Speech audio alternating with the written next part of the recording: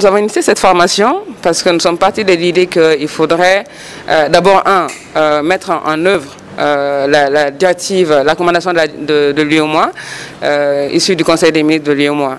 Donc cette recommandation, depuis qu'elle a été prise, elle n'a pas été mise en œuvre, en tout cas mise en application dans notre système éducatif. Cette directive cette recommandation dit quoi? Elle dit qu'il faut qu'on institue l'éducation routière, l'éducation à la sécurité routière dans notre système éducatif.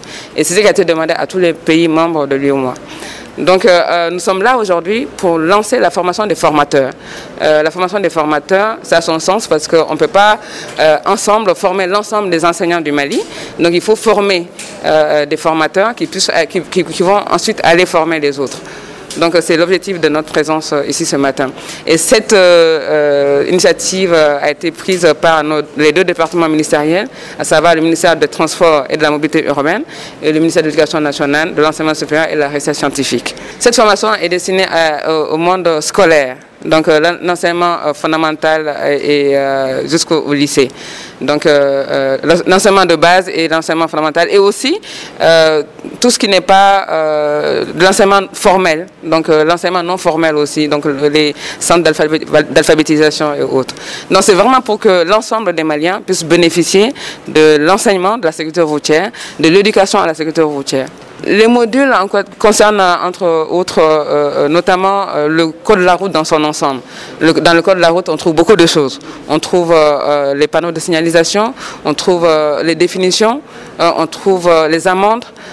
Donc c'est l'ensemble du code de la route en fait qui est enseigné dans le cadre des modules. L'appel que j'ai à lancer, c'est qu'on peut encore se ressaisir parce que la route tue.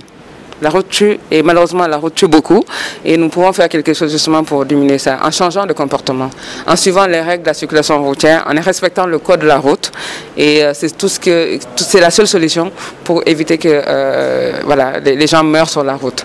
Donc le conseil que j'ai à lancer à l'endroit de l'ensemble des Maliens, quand nous sommes sur nos routes, la route est un bien public. Donc nous ne sommes pas seuls et nous sommes avec d'autres personnes et donc nous devons être courtois, nous devons rouler avec prudence, nous devons respecter le code de la route mais vraiment scrupuleusement, donc c'est ce qui évitera les accidents de la circulation routière.